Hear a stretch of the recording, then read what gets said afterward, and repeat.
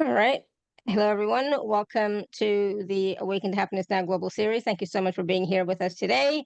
If you're live with us here on Zoom, welcome, welcome. Thank you for being here. If you're watching on the replay or the recording on YouTube, welcome, welcome. Please do subscribe to the channel so you can take advantage of all the current shows, all the previous shows, all the shows coming up. It is my deepest desire, wish, and intention to bring to you these amazing speakers who are sharing their wisdom, their teachings, their processes, their transmissions, etc., so that we can all thrive, so that we can all awaken to happiness now. And so today, my dear friend Victoria Hart is back with us, and we're going to be talking about awakening your soul path, dissolving glamours, and igniting the new light. So some of what we're going to talk about today is what does it really mean to awaken your soul path, and why do so many of us feel like we're doing the right things but still sometimes feel misaligned? What are spiritual glamours, and how do they keep us from aligning with our true soul path?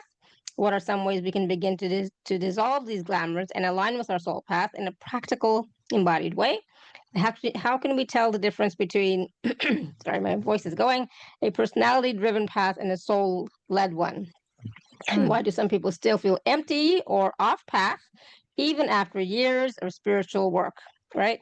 And what does resonance as the soul's language mean? We're going to talk about all of that and more. And of course, Victoria is going to be taking some live caller questions, and she's going to be facilitating a guided transmission and activation as well.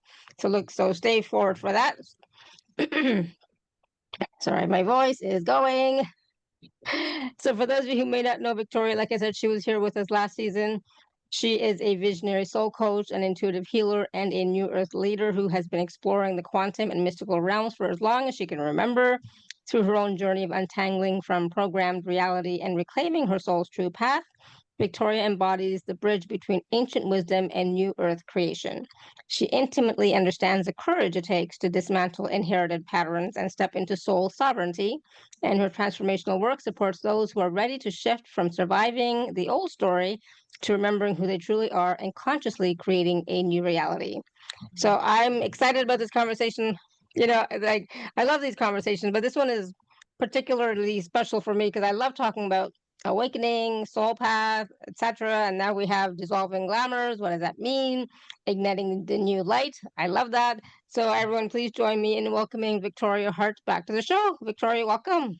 Oh, thank you so much. Thank you for a lovely introduction. I'm so happy to be here and thank you for inviting me back. So yeah, great. I'm excited also about this conversation we're gonna have. Oh, absolutely. Me too. And it's going to be enlightening, I think, and eye-opening for some of us for sure. And of course, for those of you who are here live with us on Zoom, if you would like to work directly with Victoria and ask questions, etc., you can raise your hand or you can type your question in the chat. So, Victoria, let's talk because I'm like, let's just get into it, right? So, let's talk about, awakening to your soul path, number one, right? That is so I find like still important, and still people are struggling with soul path, soul purpose, soul mission. I think it's all kind of all the same. um but what does it really mean to awaken, and how do we know when we're actually on our path, instead of, like, blundering in the dark, and like wondering, is this the right thing, is this the right, am I doing this right? Like, how can we get more clarity on that? Mm. Well, I feel like it's very timely because, many of us have been on this path for a long time, and where we're at now, as you know, we're living through times of really big change, great change in the world, and change that I don't feel humanity has experienced ever before. And, with that, it can really feel like the ground beneath us is, unsteady. It doesn't feel certain anymore. And even though we've been kind of taught to follow the patterns and structures of those who came before us, getting the degree, getting a good job, maybe a family, that nice home. And yet we're still kind of feeling disillusioned. And, the safety and security of all of those structures no longer feels like alive. We're kind of just living in this survival mode, this daily grind. And so I do see, and you know, a lot of us are feeling this kind of restlessness that there must be something more to the kind of narrative that we've been presented of, well, this is life, this is reality.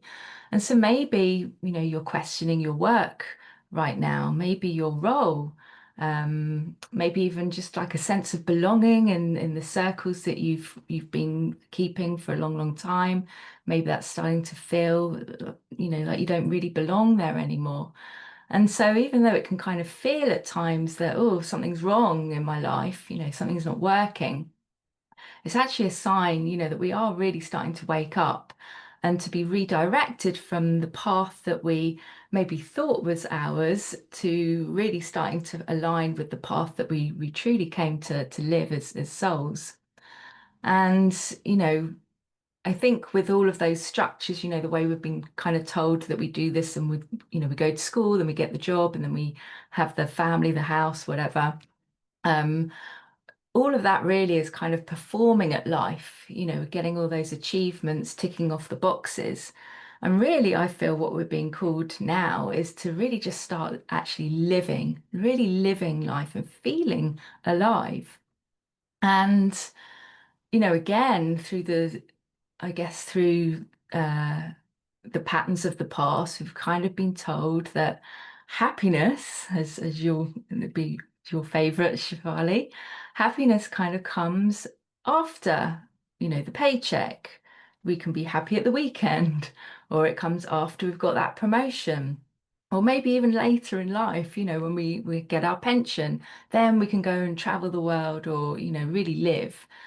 But, you know, our soul doesn't wait for these, you know, for retirement or for when something's happened. It's really calling us now.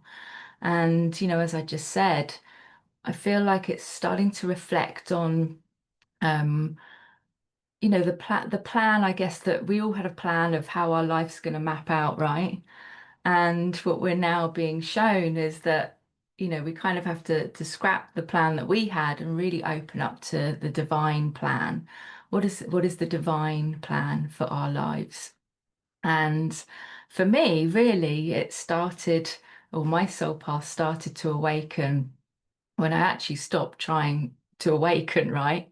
When I stopped trying to be somebody, and just started to really sit with me in the moment, be present with myself. And that's really when my true path started to emerge.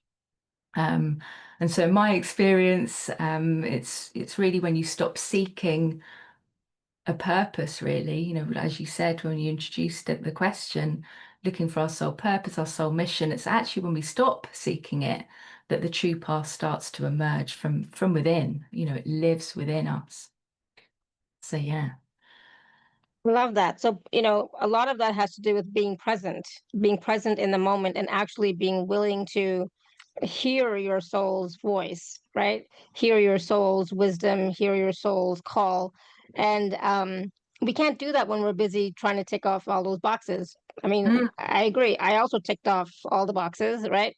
And then at one point, I was like, okay, I feel like I'm not living my life. I'm living the life that everybody else wanted for me, yeah. right? And then I stopped, and then I started living my own life. And then for the first time, you're right. I felt alive. I felt like this is really, this is different, and I was in love and all the wonderful stuff. It was great. Um, and then everything went to hell in a handbasket in the past couple of years, but that's okay because that was again taking me on another path, so it's an evolution too of the path. So the path is no straight line, as everybody knows, right? It winds, it turns, it goes upside down. It's like a roller coaster and everything. But the thing is can you still be in your heart space? Can you still drop down from your mind and your head and your thinking and looking outside to going within and listening to your soul? Yeah, that's so important. Right. And so I think a lot of times we're looking externally, you know, I Yep. should do this, I should do that. What about this? What about that? But instead, if we just go within and ask our soul, okay, what is the next step here? Sometimes that might be like it was for me this summer. You need a break. You need to do nothing. You need to just be still, you need to rest, you need to sleep, blah blah blah, right? And so it's like, okay. And of course, I'm one of those people who is a go go go do, and it's like, so they're like, well, she's not going to listen if we just say stop doing, How so we're was going to make her, how was that we're going to for make her stop. her? When you did? I had to. I had, my body just like would not cooperate, and it's like my body's like, you need to sleep, you need to rest, you need to do nothing, So it's like, okay, fine, So now I'm Mm, finally feeling better, but at the same time, it's like we need to be working with our body and our soul together to create this reality. It's not just from our mind and what our mind says, because the mind only knows what it knows. It doesn't know what else is possible, that's right. But right? the What the possibilities are. Yeah, yeah. And sleep is so important because that's when we're getting all these upgrades and downloads in the sleep space. So yeah, absolutely right that you took advice, your own advice there and did that. Oh, Yeah. well, I had no, but the doctor said you need to sleep, because he's like, you've been under so much stress for so many years. You need sleep. How is your sleep? And I was like, I don't sleep. I don't even know what that means to sleep. So, I actually had to take sleeping pills, really, minor ones, in order to sleep, because my mind was still so active, right? The stories were still so active. The pain and the wounding was still so active. And so, my mind just wouldn't shut off, right? Right. And so sometimes you need to listen to your doctor and, and do what he says. And it's like, okay, he was right. I needed the sleep for sure. But at the end of it, it's like, who are you, right? And it's not who are you and why are you here. Who are you and what's calling you to do the next step? It's not your mind. It's not your personality. It's your soul. It's your Mhm. soul's agenda that brought you here in this physical body, right? So Yeah. what does your soul want to do next? That's always my question. All right, so what do you want to do next? Come on, just show me. And when you ask the question and you allow the wisdom to flow through, it does. Yeah. Right? So you have to be willing to receive as well. Yeah, and I like that you brought that in because someone recently on one of my group programs was asking, well, how do I get the messages from my soul? And of course, they don't come in like a language or maybe not even in that moment when you've asked that question, but they'll drop in maybe with a song lyric or maybe when you're out walking in nature, you'll just get a little hit. So it's, that's why it's so important to take that time and to slow down so that you can spot the signs when they come in and you don't miss them because, as you said earlier, you're too busy racing through life. So, yeah. Yeah, absolutely. And so sometimes for me, it's when I'm going to sleep, and before I fall asleep, something will just fall in. And it's like, oh, okay. And then I sometimes have to write it down so I don't forget, or I'll tell my guides, it's like, please remind me of this tomorrow morning when I wake up, because like, I don't want to get up. So please remind me of this tomorrow, right? Yeah, yeah. I And sleep so with a pad by the side of my bed. Yeah. exactly, because it's like it comes in so quickly and so softly, even as a whisper, and if you don't catch it, it'll come back again, but still, you want to catch it the first time. But also in your dream state, you're also receiving messages and guidance and new information when you're sleeping as well. So it's, even if you don't, because I know some people are going to say, well, I never remember my dreams. It's okay, because the information is still coming through, it's still in your field. And then it's about, when I always think everything is guided by, regulated by your higher self. So when your higher self feels like, okay, she's ready to receive this now, it'll just drop in. What do you think of that? Yeah, yeah, I agree. And actually, I do get a lot of messages in my dream space. So that's really key, definitely for me, getting guidance or just starting to unravel things. So yeah, I like that you brought that in. Yeah. So let's talk about glamours. So when I was looking at this, I was thinking, what are spiritual glamours? So are they like, yeah, I'm just going to ask you because I have my idea, but it's like, let me just ask, what are spiritual glamours? Well, I actually got this from reading the esoteric teachings of Alice Bailey. And she's actually written a book called Glamours. And she describes them as illusions of the personality. And I kind of experience them as masks of the false self. So I kind of see us all in a kind of masquerade because many of us are still obviously wearing these masks, and we don't Mhm. recognize that we are, right? Because as I said, she describes it as an illusion of the personality, so we don't realize. So I guess you can think of it like a mental spell. And so this spell kind of distorts our perception of ourselves, our perception of the world around us, and then our experience of life. Because we really believe that, well, this is who I am, and this is the way life is. And so, they're so elusive and sneaky that we don't even realize often that we're caught in a web of I'd call it internal deception. We're kind of deceiving ourselves of who we think we are versus, as you were saying, the soul that we came here to in the body to live our soul life. And so for me, they showed up very much as the people pleaser, which I'm sure many of us can relate to. I was the caretaker, always caretaking others, maybe even being over polite. I'd always try and, smooth situations over, uh, maybe even dimming my light so that, I didn't um, outshine others, and everyone was able to feel comfortable. And even, that striving for success, very much I was seeking, a purpose in life. And so I was really in that striving state. And also a big one for me was I suffered from deep self-doubt. And I think you brought that in earlier. And so for me, it was kind of like asking everyone else's opinions of things without turning it in and really listening to my own wisdom and my own truth. And so that took a long time to kind of yeah, to shake off and stop asking other people, because all it did was create more and more confusion, because so many people have different opinions, and then I was even more in a kind of fog of doubt. And even for me, it kind of showed up as maybe in some areas of my life as kind of this subtle superiority. And so, masks don't always look like dysfunction. Sometimes they can look like service work, doing our light work, or even being a charismatic leader. But often beneath that is kind of like our inner child, a younger part of us that's still trying to kind of earn love and feel safe in the world. Um, and so, yeah, for me, I guess in my previous life or earlier work in television and short film production, I wanted to make stories that made a difference. I wanted to tell these stories. But at the time, I didn't recognize that I was, I guess, still in my full self. I was wearing a mask.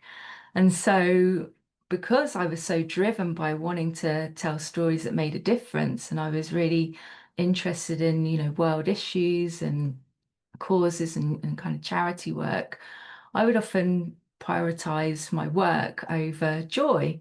And I can even remember, people would invite me to places or going out with them, and I would always decline because I believe that my work was, really important. And so I unknowingly, I guess, was really trying to earn my worth, feel worthy through being of service.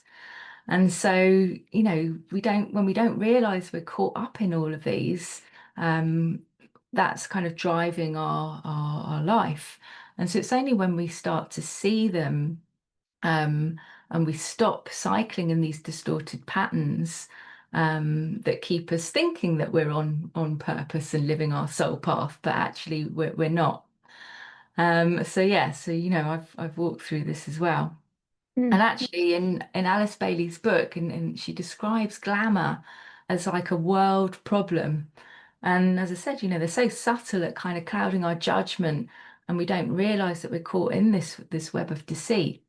So it might show up, in adults that, and this is a big one because, I can pretty much see we've all kind of been brought up like this.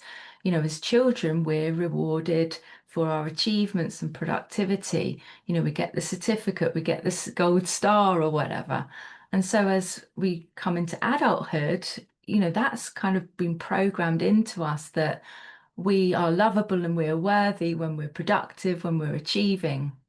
And so you can see how that kind of clouds the true essence of who we are, underneath, that performance.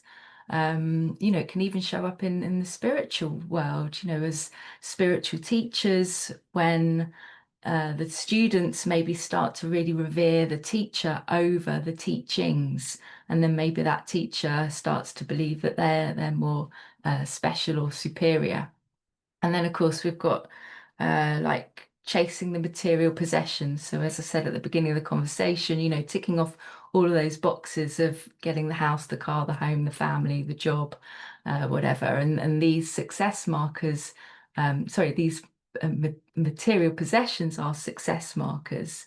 And then, of course, another big one is kind of feeling the victim, feeling that life isn't fair. And so we kind of cycle in these victim state dramas, really. We're kind of creating dramas in our life. And so all of these are these personality overlays that really we kind of created. It's like self-constructed. They're survival identities. And so we created them because we forgot, or we haven't yet remembered, what it feels like to be our true, our natural soul frequency. Um, and so, yeah, they are very sneaky. And when we look at what's going on in the world out there at the moment, and has been, and, it's very, very noisy, I actually believe that that is the cause. It's spiritual glamour that as a world, we're all working through, not realizing that we're all caught in these webs of deceit of who we think we are and how we conduct ourselves in the world. Wow. And I think we can all relate to everything you just said, all the different ways that we have been deceiving ourselves, right? And sometimes it's these identifications that we have of ourselves that limit us or stop or block us from growing or accessing or connecting with our soul. I know those are not the right words, but from allowing our soul to lead our journey instead of the personality and then the conscious mind, right? But Mm. definitely, I can definitely see myself in some of those scenarios as well in the Yeah, past. And it's okay, like like when you don't know, you don't know, but when you know, then it becomes a responsibility, right. right? Mm. Um, so, there's no judgment, of course, for anyone, but it is about looking at yourself from the vantage point of your soul. So, asking yourself, okay, is this how my soul wanted to express itself? You know, uh, questions. I'm a big question person, I guess. And so I like to ask myself these questions. Is this how my soul wants to express itself? Yes? No? Let me ask my soul, how do you want to express yourself? Right? So, what are some ways that we can begin to dissolve, even first just being aware of some of these spiritual glamours, and then start to dissolve them so that we can align with our soul path? Because if we are on these types of calls, we are trying to, I'm saying trying to, listen to our soul, right? Follow our soul path, be guided by our soul. So how can we do that? Some simple ways. Well, it's really about shifting from, that performance, performing of life or performing a role, to really starting to get present with ourselves. And so, as you were sharing at the beginning of the call, it's not about more effort and more doing. It's actually, we're being asked to become still and to really, as you said, really start to be honest with ourselves. What is driving me? Why am I making this decision? What is the motivation behind my action? And, one of the most challenging glamours really to see is that we've constructed this false image of ourselves. And so, it's not necessarily recognizing that, but recognizing that we've started to accept this is normal. And really that's kind of how the glamours work. And because we're so used to being under pressure to achieve and to strive for success, we don't realize that we're kind of living this lie. So, and I would also say that when we're on our soul path, doesn't mean we're not going to have challenges, right? But they're going to be a different kind of challenge because they're stretching us. It's about soul growth, not about constantly, working under pressure and feeling depleted and really not enjoying life. Yeah. So and like you said, I ask questions. So it's really looking what is behind me doing the action that I'm doing, or why am I? And again, it can be quite tricky to discern because we'll say, oh, I want to step out of my comfort zone, maybe. But then are we stepping out of the comfort zone purely for our own, what's the word I want to use? Like, uh, sense of self-worth, or are we pushing ourselves to move out of our comfort zone because we have a bigger picture? The soul vision is bigger than just us. It's usually got to be a kind of service to us and the world, not just kind of selfish sort of personal ambition. So some of the questions I love to ask myself is, well, am I creating from joy? Is this because it lights me up and it brings me joy to do it?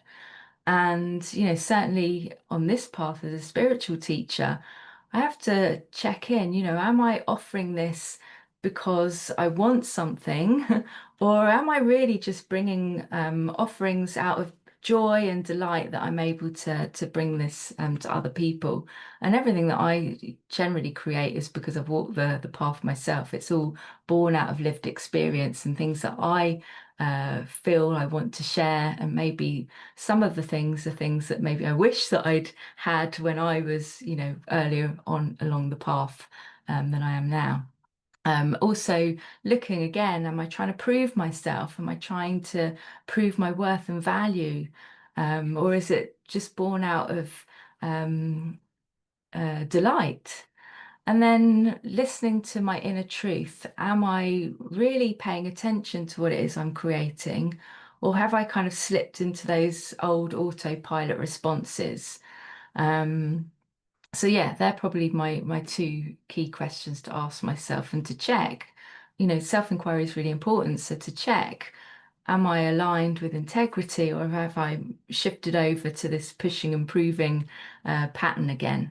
And as you said earlier, it's not about judgment or, beating ourselves up about something, because the field's going to test us, right? And we only know when we can shift is when we keep getting tested and maybe we fall back and we're like, oh, okay, I did that thing again. And that's okay, right? We kind of just dust ourselves off, get back up again and carry on. But the more that we can catch when we're caught up in a glamour, the quicker we can shift out of it until eventually we don't get caught in the web anymore, in the trap. Um, and so some of the practices that I do pretty much daily and that I bring into my work is obviously breath work. We want to be able to breathe, to bring ourselves really into the body, because a lot of us shallow breathe, which means we're not really present and in the body. We're kind of living out of our body or up in our heads. So we really want to bring ourselves in that's where we actually feel really safe. Safety is not from external safety. We want to be able to feel safe in the body. And then that's also when we feel safe in the body, we're also then better able to manifest the things that we do want in our lives, because it's coming from that present state, not from, as I said, trying to achieve something to feel valuable or worthy, or from fear or sense of lack, or haven't got something, so I need to chase it, right? So there's breath. And then just being still, just can you just be still and quieten the mind, and we're not wrestling with the mind. We're just noticing when again we've gone off onto those kind of looping chatters, and just bring it back to center, bring it back to center.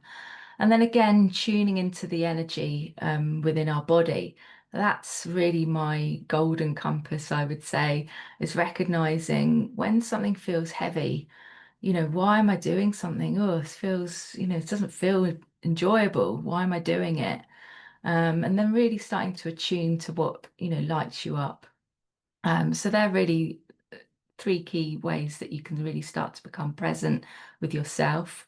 And then I would also say, I guess, allowing ourselves to be this work in progress. And you said it beautifully, Shefali, there's not an end goal, and it's not like, oh, I've arrived. It's, loops and turns and what do you call it, roller coasters, all of those things are part of the unfolding of our life. And that's what makes it really exciting.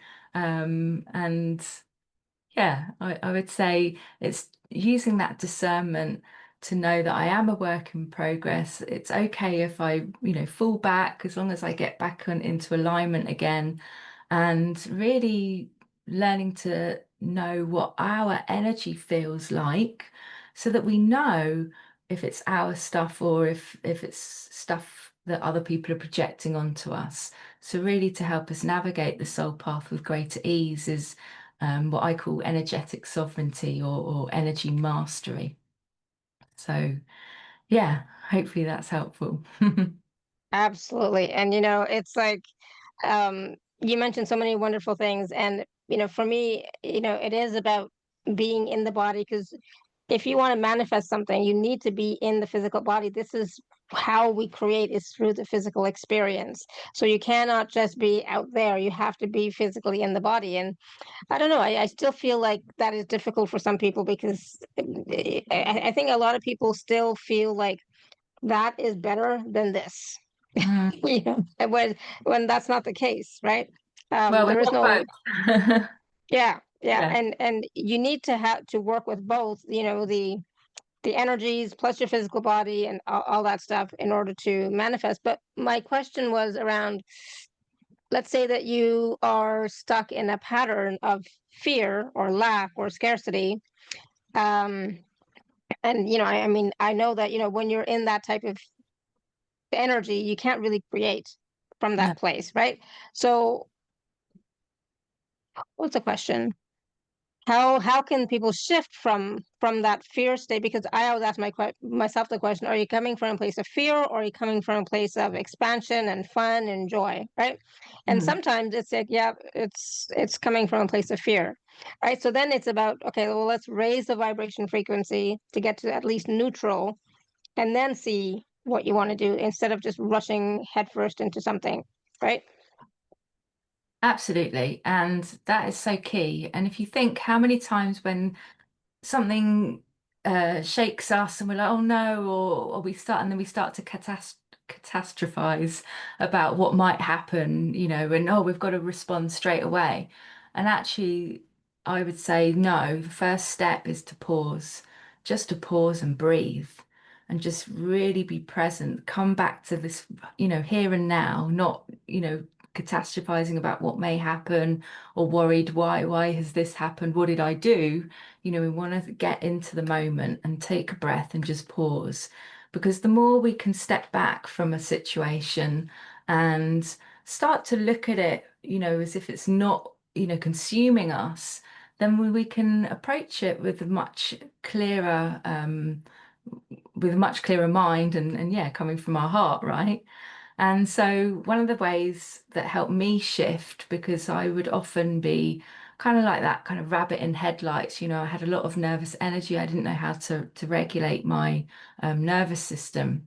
And so when I was really starting to settle that fight, flight, fright response and really start to really, yeah, become embodied, soul embodied, it would be to pause, to step back, and to approach perceived problems or fearful things, or seemingly fearful things as a project. Okay, so like, oh, okay, I've got this project, and what do I do with this? What's going to feel good? And really, when we can step back and approach it like that, for one, it's not consuming us anymore. It's not us. It's not part of us. It's separate from us. And so that we can already start to look at it from a different perspective.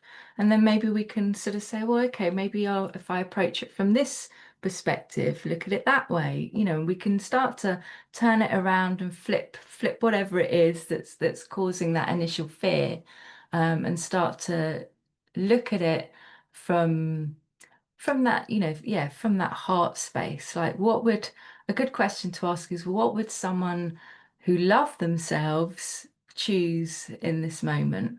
Because often when we're caught up in fear, I feel it's because we've kind of fallen out of that um, love for ourselves, right? Does that make sense? Absolutely, that's beautiful. Yeah, yeah, that that and it's always about coming back to love, right? Coming back to remember that you are loved, you are supported, that you're Yeah, never alone. But when we're in fear, we feel like we're alone. There's nobody, like we're on our own kind of thing, right? But yeah. remembering that you never are. So I love that. Thank you. And so when someone is on on a personality driven path versus a soul led one, it's much more difficult, right? Mm, It's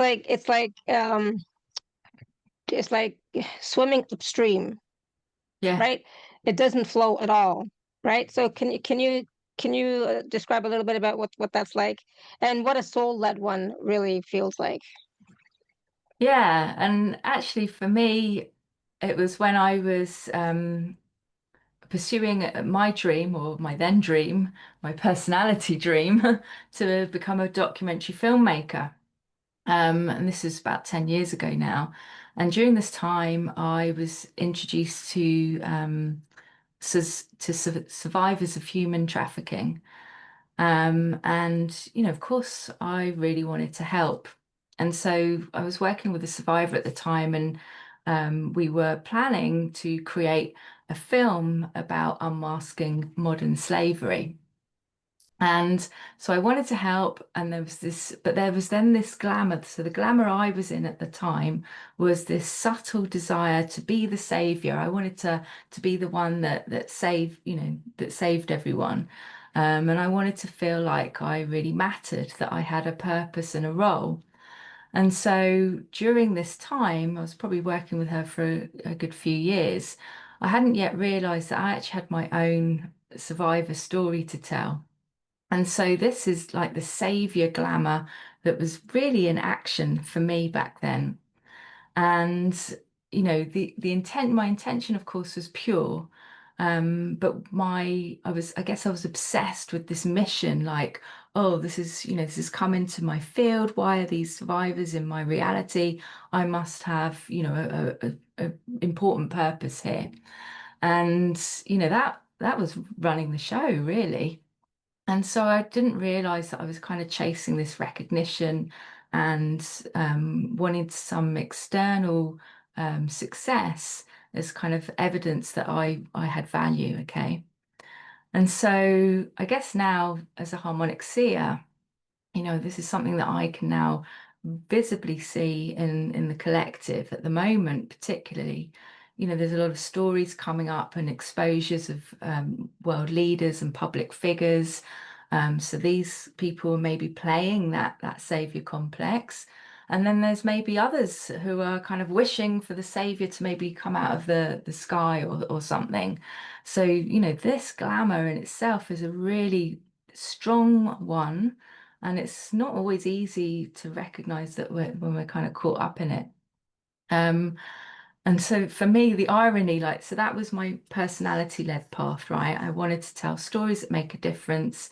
And I was working with a survivor on a project called Unmasking Modern Slavery.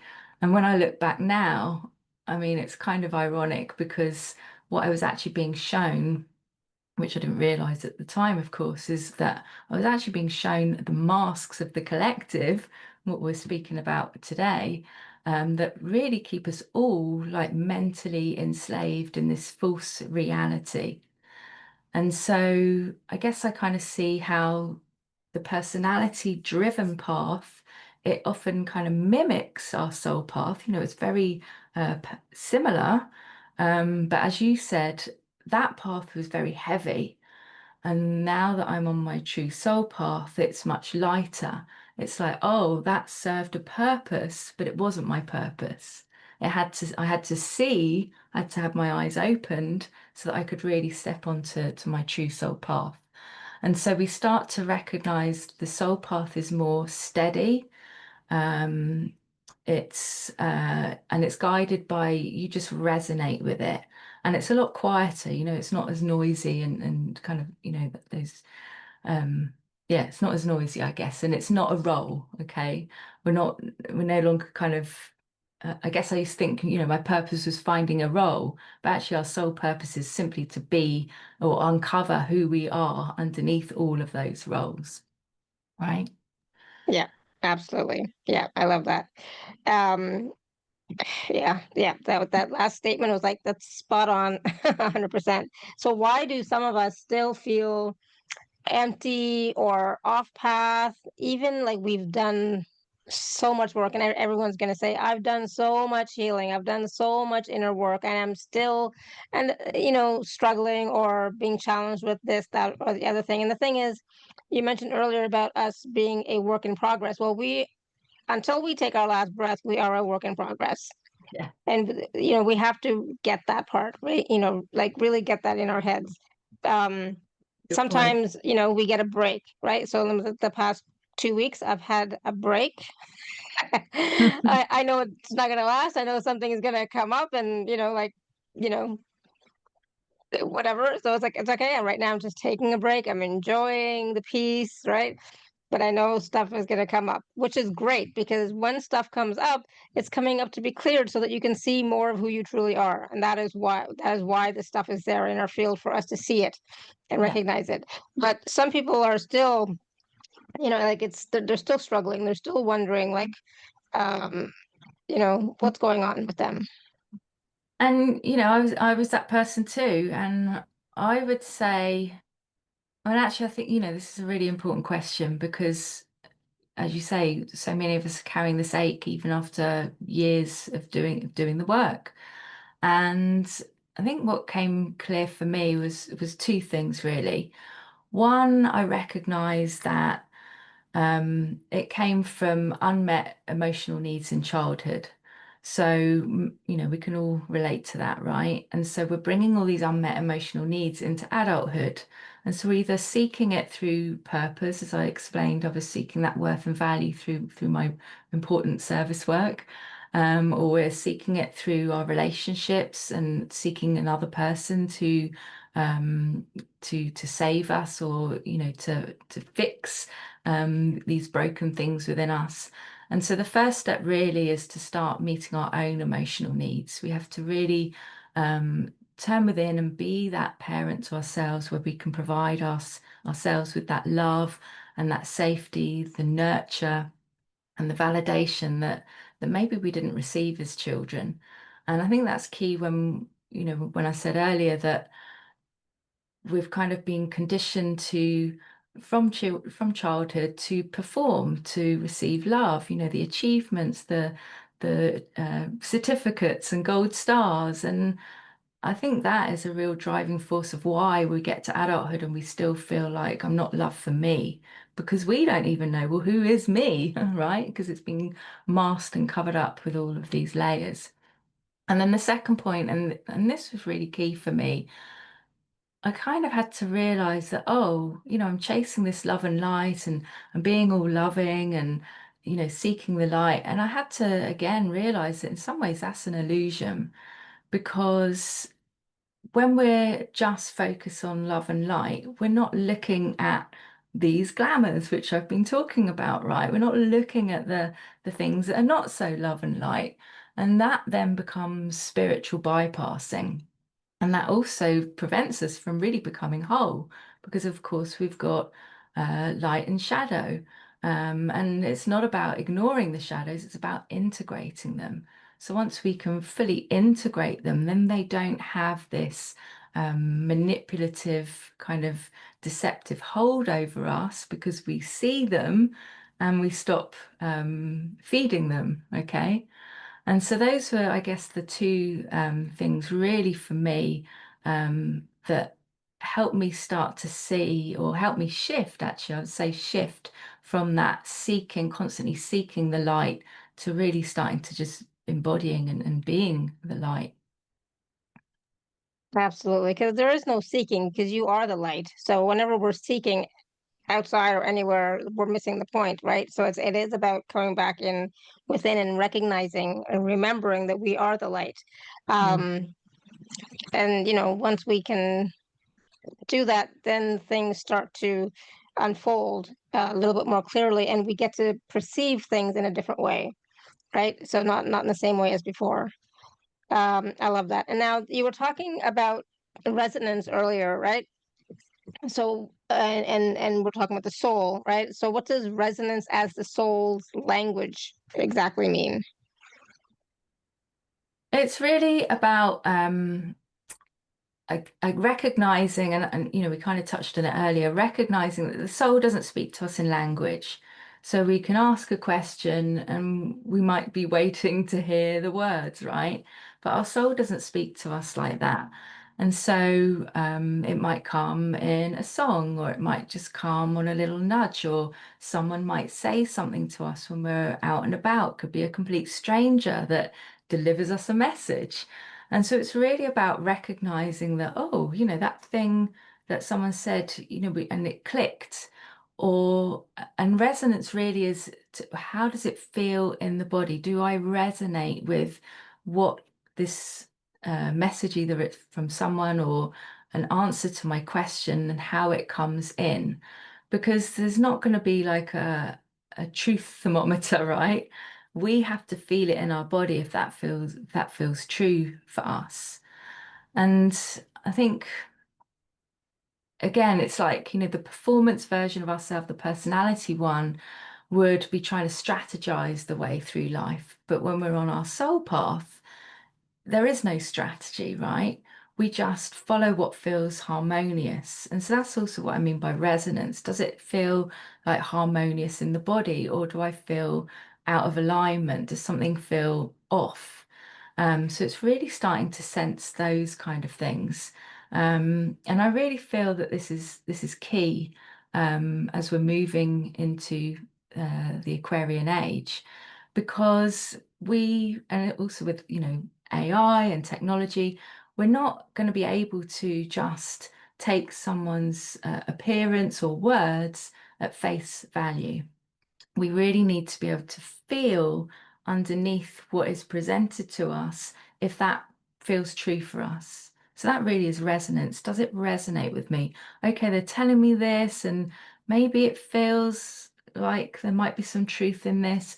But if you get that slightest inkling that I'm not sure, then I would really encourage you to really listen to that, because these are the little nudgings of our soul that we can quietly dismiss. And, certainly for me, when I talked about my doubt, I would get these feelings of, maybe another person wasn't in alignment with me, and I would dismiss it like, oh, don't be silly, I'm sure they're fine. And, what happens, right? We learn a hard lesson. So that's really about, with resonance, we really want to be able to start to discern, does this feel true for me? And I'll just share a quick story, because part of the program for me was, being the good girl. And I think a lot of us women can relate to that. We've been conditioned from a very young age to be that good girl. And I can remember a few years ago when I was working with a coach myself, and she turned around and called me a badass. And, I can't tell you how happy I was to hear that, because I knew then that I'd broken that kind of good girl program. And I think going back to your other question, that's also why we get, when we're just seeking this love and light, sometimes we have to be a badass, right? Sometimes that is being our soulful self, is recognizing that something doesn't feel good, or someone's trying to maybe manipulate us. And rather than filtering it through the good girl lens, we just have to, no filter, really speak our truth. And, I'll just add that doesn't mean you know, we can do that while still being calm and coherent. right? So there's definitely a difference between just spouting out at someone and really being sovereign in your communication. Yeah. Yeah, absolutely.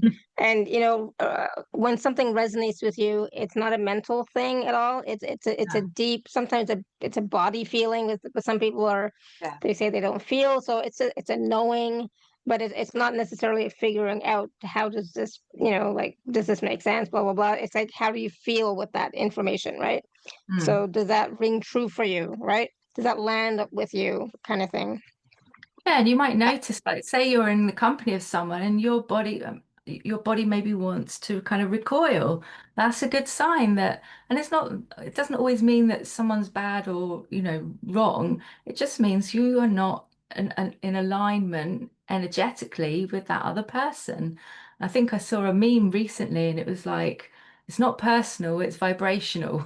And I think if we can I love that because I think if we Yeah, can approach it more from that kind of concept rather than thinking that there's something to, creating an alarm or fear, we can just go, oh, it doesn't feel good. I'm kind of contracting or being repelled here.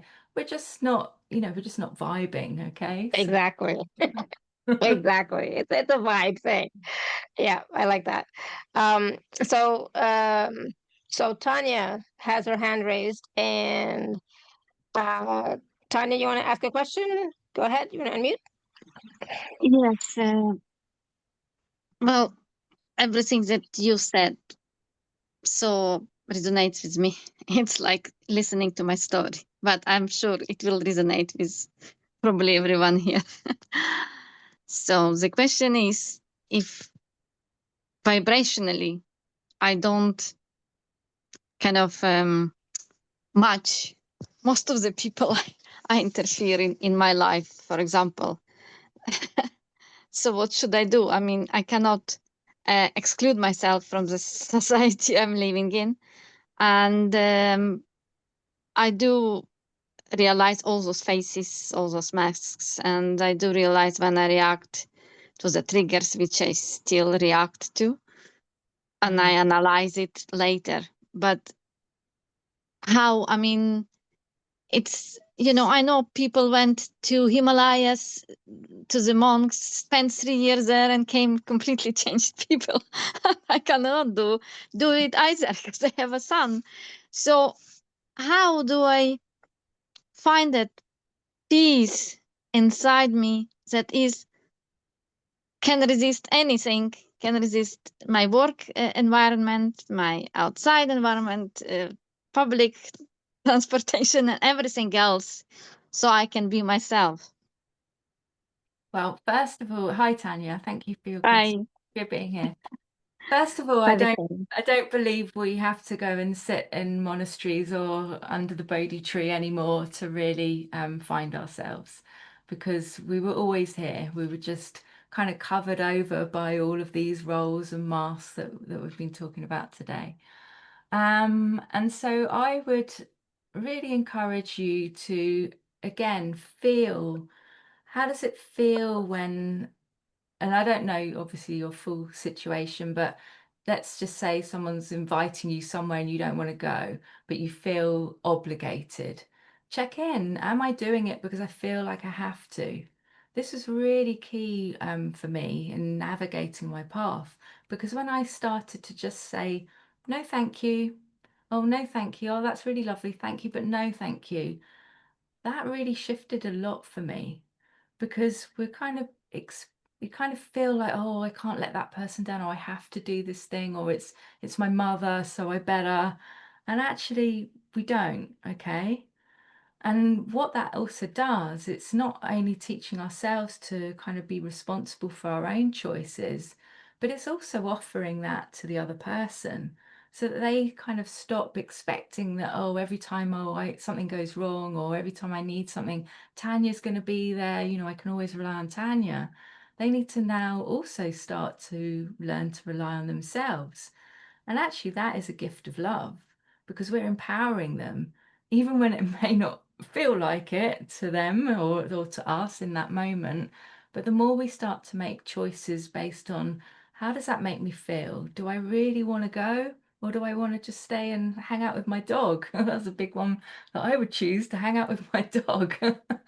And that really starts to change things. And it's just making little tweaks and changes. We don't have to kind of wipe out, you know, our current reality all in one hit. We can just make little soft changes that we, you know, feel comfortable with.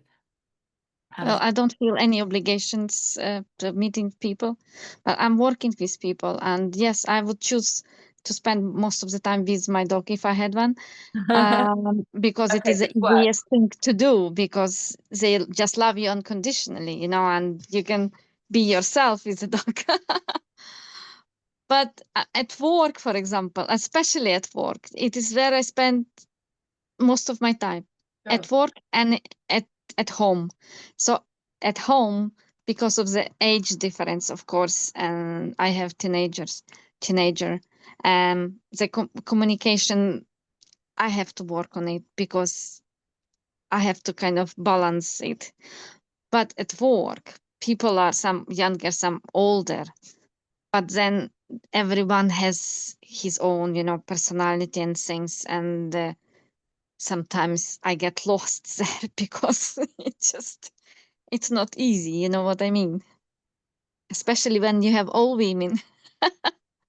And women are sometimes, you know, very difficult to communicate with and to relate to, and it's nice place, but sometimes it is just because I feel like I'm different, and they probably don't understand me. Maybe they think a little bit I'm wacky. I don't know. I don't care actually. But I realized sometimes that it does change my vibration in a way, you know, I cannot always be this love and light inside my heart, because there are situations when I react, and then you react, and then you think to myself, why did you react really? Why didn't you just leave? So I mean, what it feels to me like, ups and downs, ups and downs. Did you go through these ups and downs before you got to kind of the place you enjoy it now? Absolutely. Yeah. And as I said, Mm. you know, it was little bits and Okay. falling back in again and then going, oh, I'm here again, and then bringing Okay. myself out again. And it's So again, keep I catching, will succeed catching. sometime. And so I would say, do you want to engage with your work colleagues? Because I'm not quite clear on if it's something you want to do, or you No, already make I assumptions of what they yeah. might think about you, or you actually don't want to, and either is Mm. fine. No, I don't engage with them outside my work, which probably they think of me like a little bit of an outsider, which is fine with me. But at work, I engage like about the work and like whatever we are doing, you know, and sometimes it is just I clash with them, you know, because I see things different. I understand things in a different way, and I often disagree, and then I don't think they like me being, you know, different and disagreeing and stuff. But I do understand what you mean. I mean, yes, I don't have to. Probably a lot of people leave their work and, you know, do something else, but I cannot leave my work at the moment, so I can do something else. I probably need to search for more people who kind of resonate with me. Or That will help. what was coming through as you were speaking is also what we said earlier about checking in, or what is my motivation behind either joining a conversation or saying something that you maybe know that they're not going to agree with. Maybe sometimes there are things we don't need to say. We can just think it and quietly walk away with a smile. You know, all of these little things are all about tweaking how we show up. Some things are great to share. Some things are maybe just to keep to ourselves. I mean, Yeah. yeah. You're absolutely right. You're absolutely right. That's what I'm telling myself all the time. But you know, Well, and again, you'll know if it feels like this is not the job for me anymore, you'll start to feel it. You know, yeah, you'll I know already to started move it, on. feeling it.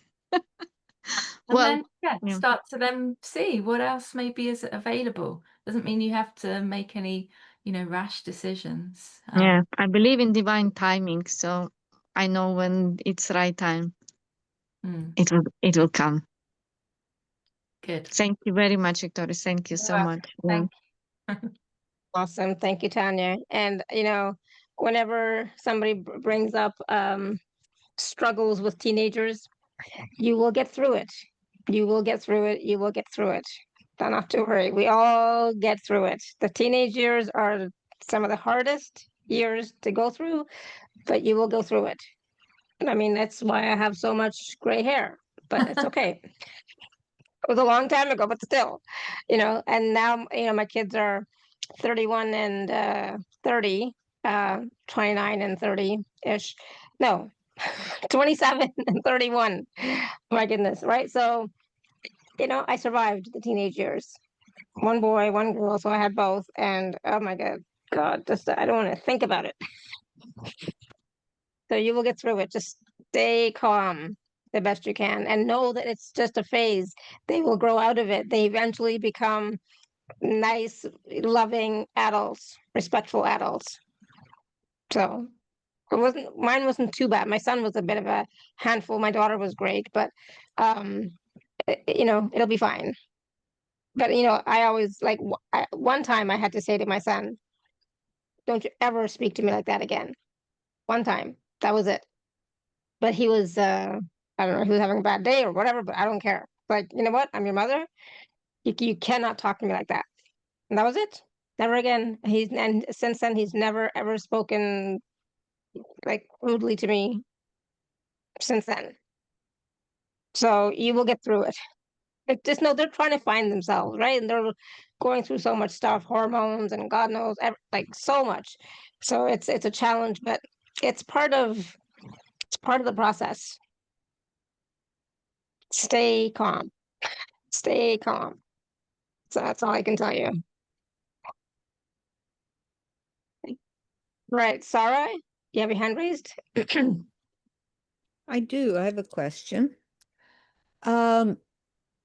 Lately I've been clearing a lot of stuff and I've been having several hours of what feels like terror, especially in the afternoon.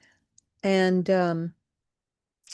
so I'm trying to go with it, and I've been using amino acids to, calm. I'm wondering how much of it one has to feel in order to clear it. Or, can I find another way through it? This morning, something happened with the company, and they did something they shouldn't have done. And then, I have to spend a lot of time on my end fixing it. And I really was yelling at them. And I thought, is this part of my clearing things? My anger out on this very nice customer service guy. And I'm also very isolated since working on spiritual growth. It seems like my communities, which I led as a spiritual leader, just can't deal with me. So now I'm very isolated. A friend called and said, did I want to go to one of them for services on Friday night? And it was like, oh, shall I try and mix in with these people? I've cleared a lot of blocks. I've been working on my witch wound. I'll douse it, but like, will this be healthy for me to go back in and see these people again I've known for 40 years, or should I just stay isolated? Anyway, wondering if you pick anything up on any of that. I was getting, so obviously you've just given me a nutshell, but what I was getting initially was with the terror, often we get those feelings of dread, and it's like, oh, what's going to happen in my life? What am I doing with my life? Another day at work. And so it brings up these feelings of dread. And for me, I think those were the kind of early signs that I was being asked to really turn within and start to really listen to what the soul wanted to speak. And isolation was a big part of that. And some of it happened just naturally. Friends just kind of drifted. There was no big falling out or anything like that. We just kind of just stopped calling each other maybe, and it just naturally kind of drifted away, and I was okay with that. And I think if I was really honest with myself, I recognized that I've kind of been feeling misaligned in certain circles for probably quite a few years, but I kept, you know, cycling because that was my familiar. You know, I'd been in these groups for a long time. And so it was kind of letting things fall away with grace, recognizing if I wanted to reach out, and again, checking in, well, why? Is it because I feel lonely or abandoned, or there's a problem? Because a lot of the time it was a perceived problem, but it wasn't. It was really because I was being asked to just let go of the things that I wasn't in alignment with anymore. And, you know, I can feel you, Sarah, because in those isolation times, and you know, for me it was quite a few years, I would say, and you know, I would question what, you know, have I done something wrong? What, you know, what's happening? Because it felt awful, right? I would see other people going out, having groups of friendships, enjoying themselves, and I wasn't drawn to that, or, you know, the friendship circles had fallen away. And so I was being invited to really start to know and learn who I was. How did my soul speak to me? Who was I underneath the layers, the masks, the glamours, right? It was a bit more because I was their hired spiritual leader for a while. Okay.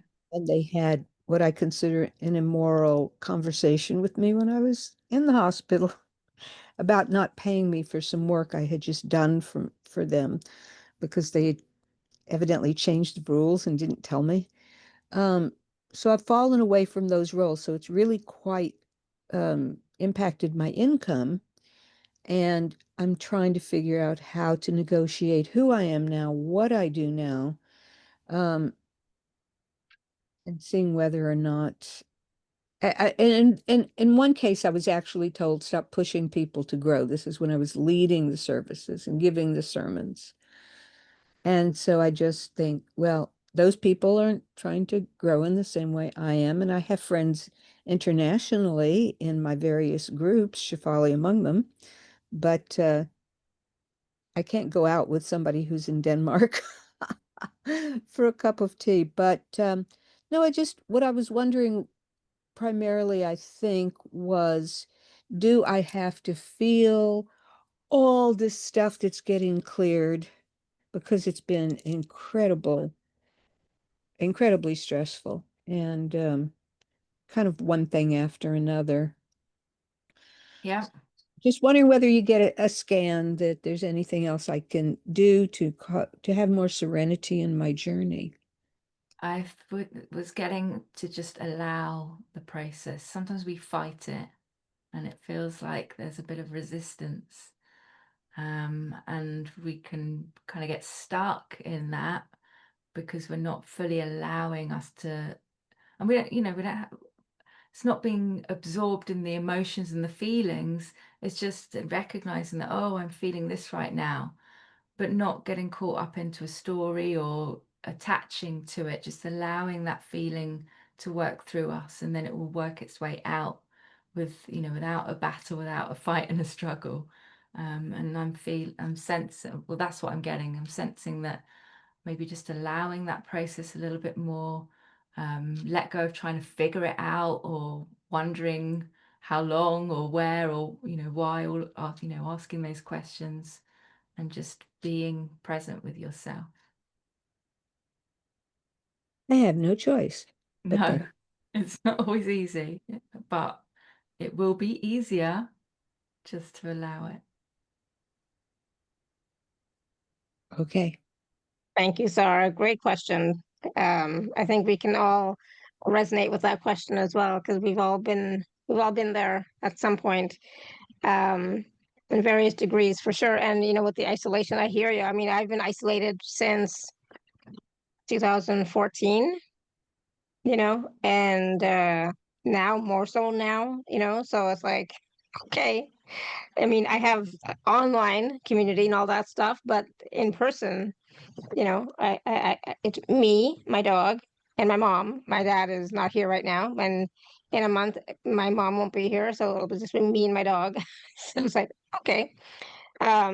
Yes, I have my kids, but they don't live with me. They're not here, so I don't see them every day, like, every couple of weeks. But so the isolation part is, I think it's normal on this journey, on this path, for us to actually recognize who we are, Mm. that we are a soul having this experience, and it is a solitary journey. That's what I also feel. Yeah, So there's too many distractions. We're not going to do the work. We're not going to go, we're not going to be with ourselves, and we're not going to come out the other side quicker, if you want to call it yeah, quicker. yeah, there's no time, so it's like, quicker. What does No. that mean? But I wish there was such a thing. It's like, yes, let's just do it now. And yeah, But and if we yeah, have to, it's a we have to journey. cry, yeah, and if we have to cry or rage and alone in the house, whatever it is, whatever emotion we're feeling, feel it.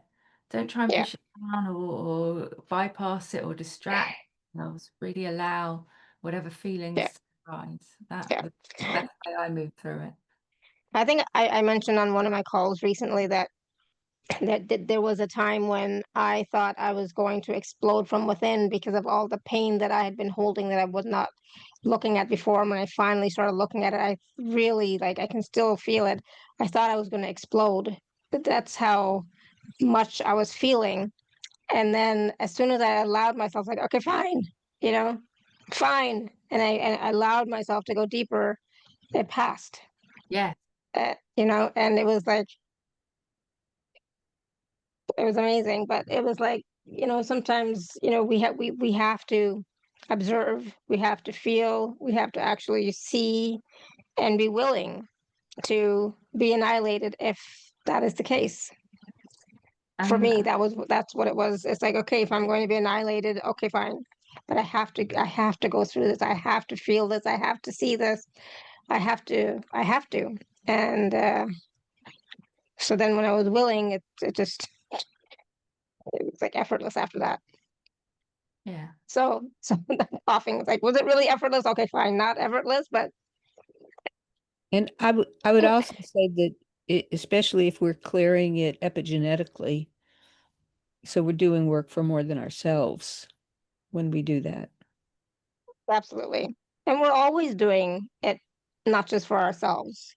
The stage that we are at, all of us, we're always clearing for the collective, and we're clearing ancestrally, we're clearing our past lives. We are not people do who are on these types of calls. We're not newbies who are just starting out on the path, right? We've been doing this for a while, right? And so for a lot of us, it is recognizing that I'm not just healing and clearing for me. I'm healing, clearing for my lineages, and my DNA, and my ancestors, and my children and their children, etc. Right? So it's when you start to recognize that, that also makes it a little bit easier, maybe.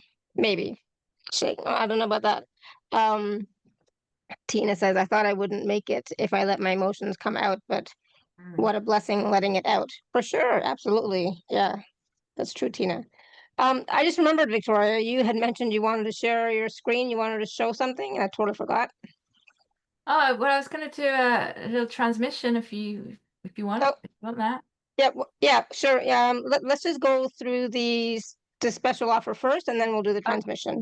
sure. Yeah, Yeah. I'm going to share my screen. I'm going to share my screen. Yeah. Okay, perfect. Okay, so you should be able to see my screen. Victoria has 3 packages for us this time. So, Victoria, the first package A is the Awaken Your Soul Path 3-part masterclass series, right? Hear the whisper of your soul. I was mentioning that, right? It's like listening. It's like a whisper. You have to hear the whisper of your soul. Oh, that is so funny. Yeah. Yeah, so this is a 3-part series where we start to really, the first session is around really transforming the consciousness. So really looking at where we might be stuck in a particular glamour, and then as a group working through dissolving that glamour, and also leaving with tools so that because it's not going to go in that one instance, right? We know that. So it's also leaving with tools that when it shows up, we can catch it and go, oh, there's that thing again, there's that thing I do, or and then how to start to dissipate it. And then over time, we might start to notice it's dissipating, or we just get to a place when we go, oh, that thing doesn't happen anymore, right? So that's how we know that we've cleared it when we've worked through it. And then we'll do masterclass 2, which is really starting to step onto our soul path. So once we've started to clear the layers and the blocks that are covering up the soul essence of who we are, we start to really align and step onto the true path of why we're here, really.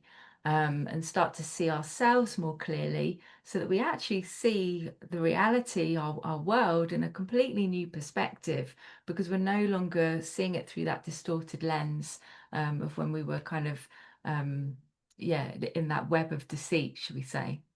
And then the final masterclass is really where we're going to start to have the tools to, now I know more about the path that I was on that isn't in alignment, and now we're going to start to step onto the true path in alignment, and then have tools of learning or how to recognize when I am on that path, or when I've maybe fallen off track again, like we spoke about earlier, and then starting to live from that higher vibration so that we can start to magnetize opportunities and circumstances that really align with who we are and what we're here to be and do. And that can be, you know, all areas of our life, because they're all intersected at some point. So it's not just about seeking a career path. It's kind of the wholeness of life, which is us, right? So that's the first package. And then there's also a light encoded guided transmission as a bonus gift, and that called Standing in the Presence. And that really helps you to really become present with yourself, right? Absolutely. And then package B is a one-to-one soul path mentorship session with Victoria. Yep. So So what can we expect in a one-to-one personal session? So if you want to go deeper, then we work through a particular area of your life that maybe you're feeling you may be stuck in a glamour and you don't know what it is. And we start to recognize, well, what is the distortion that I'm seeing the world through? And then we can start to clear that. And then, yeah, so it's really more of an in-depth one-on-one time with me, where we can start to unravel what maybe have been blocking you from the soul path, so that you can really return to the truth of who you are, and to return to living a reality that's real. And then the third package is a combination of both the two. Yeah. Yeah. Package C is everything in package A and everything in package B. Yes. Awesome. Thank you. And of course, all of these packages, the payment plan is available. And if you are an Inner Circle member, please use your gift code. There's some wonderful testimonials and feedback from folks who have worked with Victoria as well, if you'd like to check those out on the page. So please do so and see which offer resonates with you the most at this time. Awesome. Thank you so much, Victoria. Let me stop sharing. All right, so so now we're going to, or Victoria is going to facilitate a transmission and activation, right? Yeah. And it's really And helping us to uncover that new light, the light of new awareness that we are. awesome. Thank you. All right, I just want to share this image, and you can either look at the image because I want it to invoke this kind of feeling of what it is to be when we're aligned with our soul path, and to really start living the new earth reality, because it does feel more free. You know, it feels like we're now living in color, not just that kind of survival patterns of the personality driven path. And so, yeah, I really want to invoke these emotions in you. So you're welcome to look at the image, or equally, you're welcome to close your eyes and oh, right, that's not it.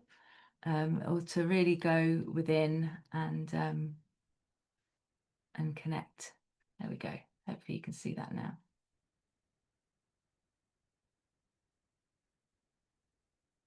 Okay. Right, so I'm just gonna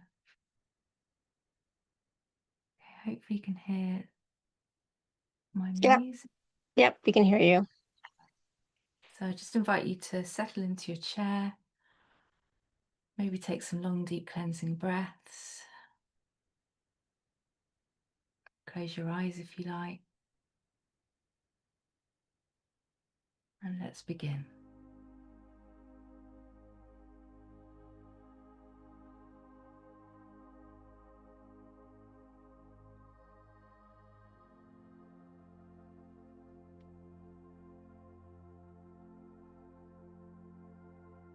Close your eyes and gently bring your awareness to your inner stillness and be present in this moment now.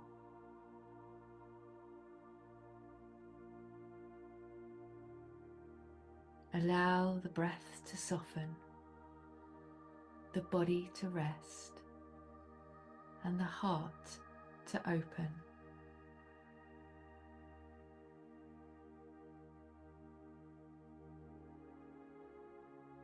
You have journeyed far through words, frequencies, stories, and transmissions that have lit the path ahead.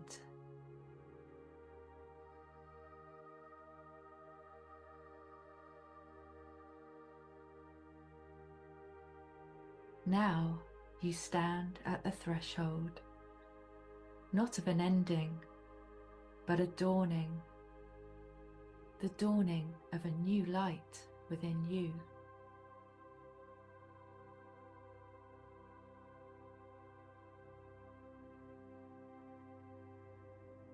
Let us walk through the inner gate together.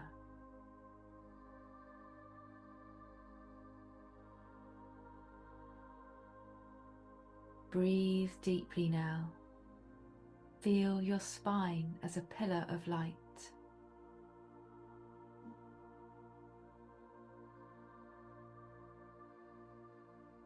Above you, the stars.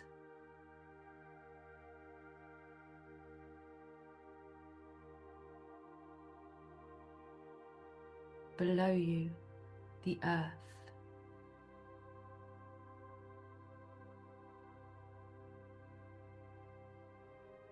The Council of Light surrounds you, a circle of radiant beings who have witnessed your becoming.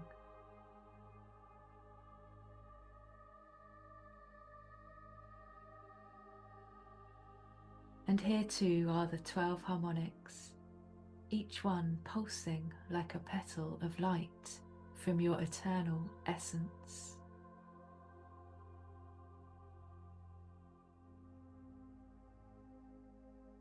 Feel the frequencies of remembrance beginning to stir. What was once dormant now awakens. What was once forgotten now returns. You are remembering who you are.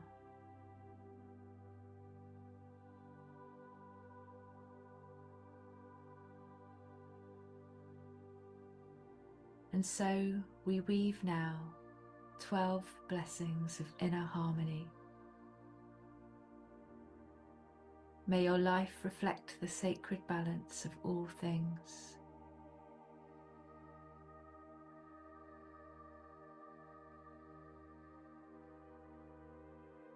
May your voice be clear, your knowing unshaken.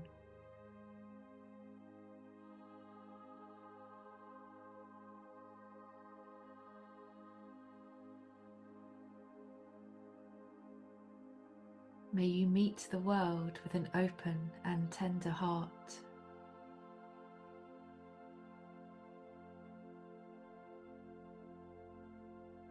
May your spirit move unbound, sovereign and alive.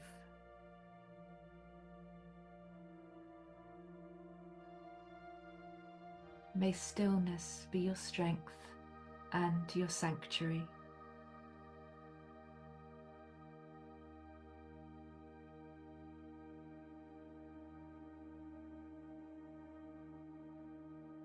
May you remember your ability to shape reality with love.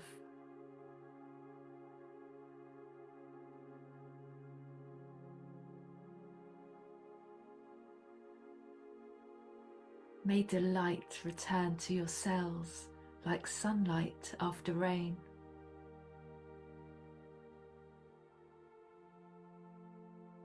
May you feel the one in all things and all things in you.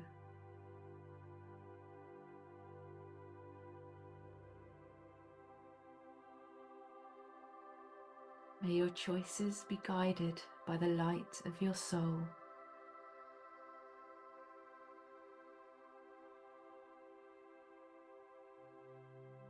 May you become a living flame of divine presence.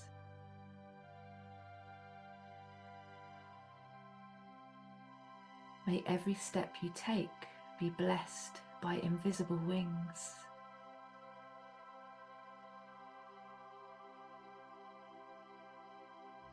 And may you dream new worlds into being in harmony with all life.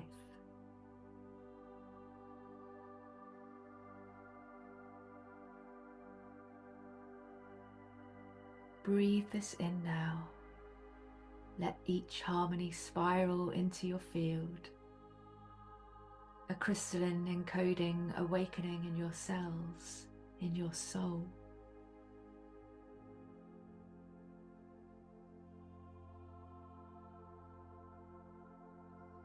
And as this light weaves through you, see yourself standing on the new earth, rooted, radiant, and real.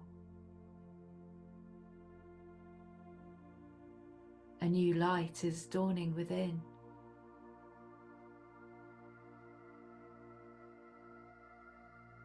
Let this transmission settle into your bones. And when you feel ready, you may gently open your eyes.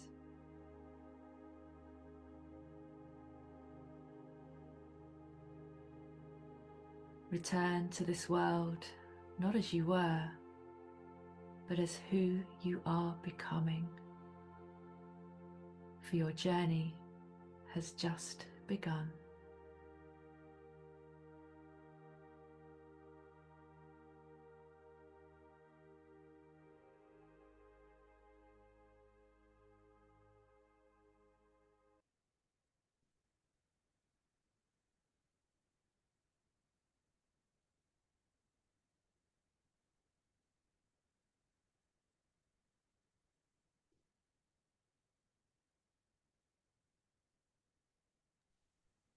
Oh, that was lovely. Thank you. Thank you. I love those harmonics.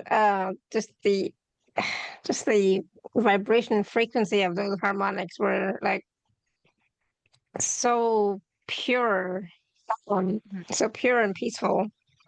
Yes, yeah, Tina is beautiful. Thank you. Yeah, just know in the chat how that was for you as well. I'm still intubating, but it felt just absolutely lovely. Thank you. That was beautiful, so grounding and uplifting. Awesome. Good. Awesome. Glad. It's like, yeah, I'm still sometimes after these transmissions and activations and processes, sometimes I can't quite speak yet. It's like I just want to stay in that energy, right? And stay in that space. Yeah, very soothing and lovely. Good. Awesome. So, Victoria, any last words of wisdom for us today? Last words of wisdom. Yeah, I guess just a reminder that, glamours can appear very convincing, right? We think that it's us. And so when we are able to recognize when we're in distortion and shift back into our harmonic resonance, then that's when our soul path really, really starts to open. And so I would say, it's not about doing more or trying to be more, but just actually being.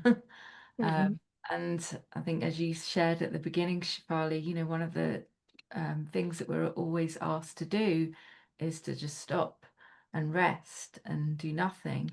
And like you shared, when I was asked to do that, just taking myself off and laying on my bed was so hard to do. I kept having all these thoughts that I should be doing something, and I wasn't being productive. And it, you know, it takes some allowing and just being gentle with yourself to work through them. And you know, I hope from that transmission that it helps you realize that when you return to your own frequency, when you start to resonate at that true frequency, everything in your reality starts to become very clear on what is real and then what's also misaligned. And so it becomes easier to navigate your path. And I guess, you know, one of my gifts is being able to see distortion.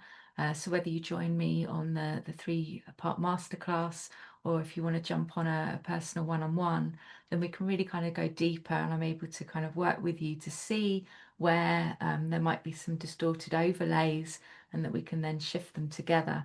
And then you'll actually know what it feels like, because that's really what we want to be getting, is the feeling. What does it feel like when I'm living in a harmony, in a balance? And you really know that there's it's a very big different feeling to what you maybe had been living before. So Absolutely. Awesome. Thank you. And yeah, and that sometimes we don't even recognize that we are living in distortion, or that there's, you know, distortions in our field. And, you know, when it comes to, like, you know, I had been told several times by, you know, healers, psychics, etc., you know, you need to take a break. You need to take a break. You need to take a break. You need to do nothing. And I'm like, no, no, no, I can't not do anything. I got to do stuff. What are you talking about? And then when I was forced to forced to take a break, it's like, okay, I got it. You know, it's like, okay, fine, right? But so sometimes we do get the messages, but we're not willing to hear them or listen to them, and then, you know, and we don't we're really want so to wait until we're forced, because we that's we don't usually really want to. Yeah, exactly. So if you can start listening to the messages before you get whacked on the head with a 4x4, it's so much better, you know. So, you know, and part of that is like being still, right? Being silent, being present, taking some time to just be in your heart instead of your head, and see how things start to unfold for you. That was brilliant, Victoria. Thank you so much. I loved it. This whole conversation was so wonderful, and that the transmission was absolutely lovely. I loved it. Thank you. Thank you. I will have the recordings out in a little while, so please go back and watch and listen. And then again, check out the special offer packages and see which one resonates with you. Again, right? It's always up to you which one, package A or B or both, right? Or package C. And then we'll be back on Thursday with another new show. Okay. So thank you so much, Victoria. Thank you, everyone. Have a great afternoon, evening. And until next time, may you continue to be blessed with an abundance of joy, peace, love, happiness, prosperity, and radiant health. Sending you all so much love and blessings. Bye for now. Bye, everyone.